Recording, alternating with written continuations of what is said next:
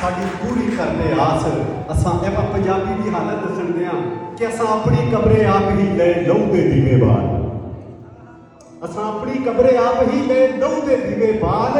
असां बेगुरियां दे शहर विच कीता नवां कमाल। ते साईं दमड़ी शाह दिया प्यारिया तेरा जीवे सैफ मलूक। साईं दमड़ी शाह दिया प्यारिया तेरा जीवे सैफ मलूक।